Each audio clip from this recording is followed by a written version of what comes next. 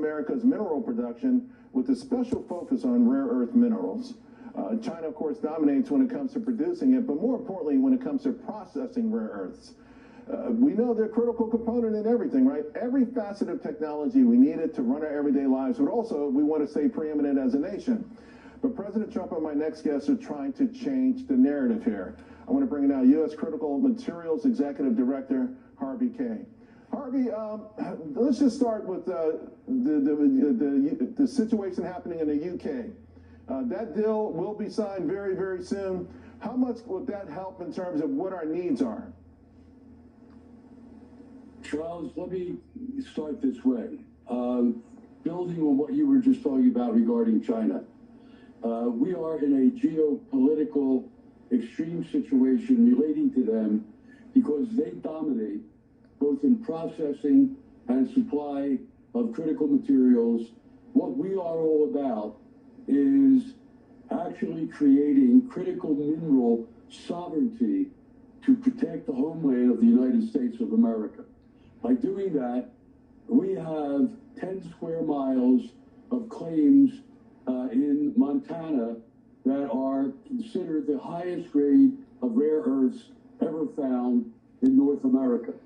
That and a relationship that we have developed with Idaho National Labs, which is one of 13 national labs, has been charged with developing a process that is environmentally benign. That means that we believe we are uniquely positioned to be able to supply the needs not only of the United States, but of the free world. And we believe that we have the ability to compete with China regarding their Belt and Road and their ability to try to grab mining assets in Africa, other parts of the world. We feel we are an ability to help the United States compete on a worldwide basis. HARVEY, I heard about your story. I'm obviously intrigued, and what you said is mind-boggling. This is major headline news that you're making right now.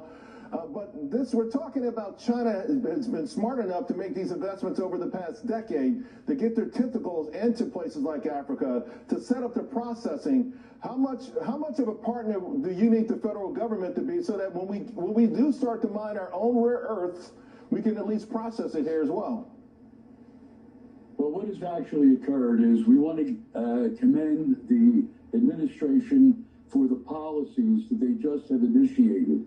And in fact, what they have done is they have laid out a timeline starting as soon as March 30th and going through the month of April, which means that they want to inventory what is available in the United States. They want to get the Department of Defense and the Department of Agriculture, of the Interior, involved in the process.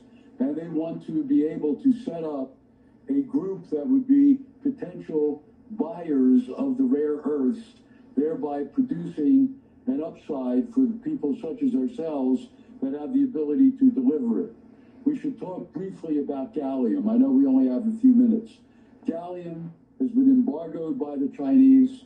Okay, that was the whole basis of the Ukraine and the Greenland situation, talking about gallium in particular. Right. They have somewhere between 50, 60 parts per million.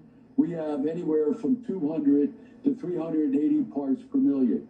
We are developing right now, in conjunction with the National Lab, the ability to extract it, to fast track the permitting, and as importantly, to be able to process it in an environmentally friendly way, which then could be done not only in the United States, but around the world. HARVEY, it's really great stuff. We want to bring you back on the show in maybe a month or so to see where we are with this, because this is important if America is to stay on top.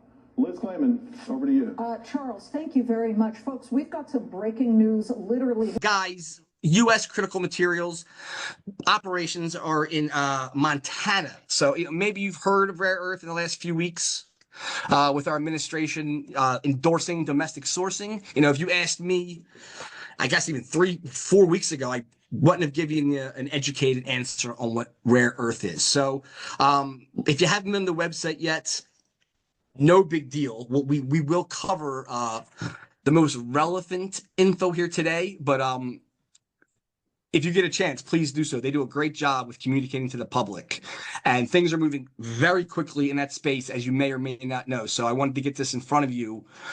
In the event either you are interested in the rare earth space and are looking for, the play that personally fits you, or maybe you've heard rare earth because it's a big buzzword and, a hot topic, and just want to educate yourself on the sector comprehensively. So by no means am I an expert in the space. I know enough to be dangerous now by spending time with these guys, but I do, however, know how to get behind good management teams, which I bet the jockey, right? And Scott Weinberger as well is a testament to that. But I want guys to know how to make responsible decisions on behalf of their investors. But more importantly, guys that have a plan of action if they get thrown a curveball, right? So I believe I am comfortable enough to endorse this team in front of me today.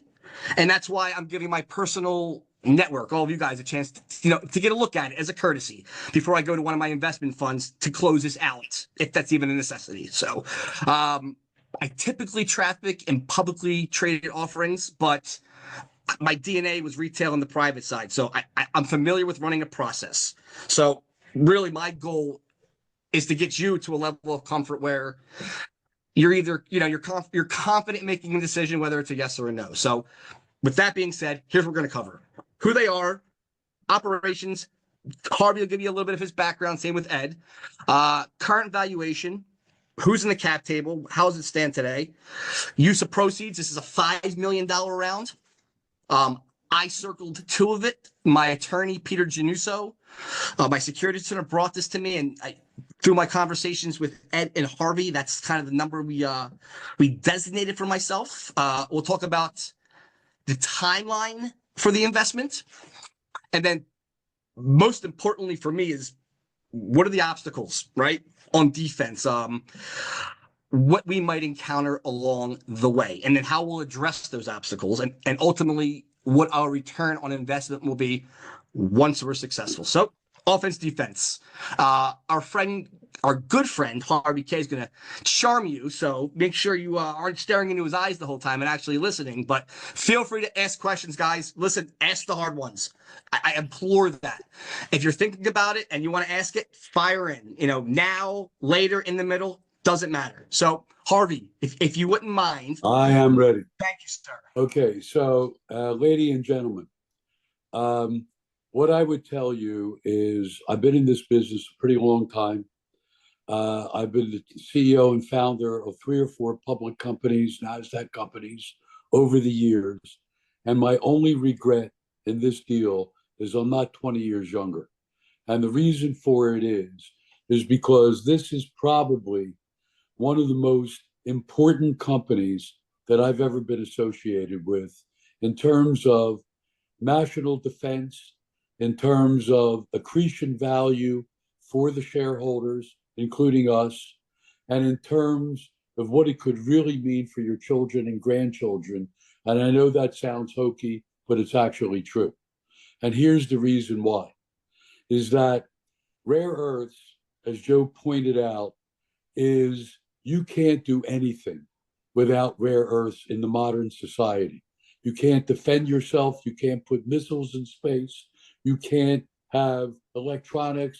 You can't have artificial intelligence. You can't have companies like NVIDIA and all the rest without the materials that comprise our resources and claims in Montana. To that end, our mission is to make sure that we create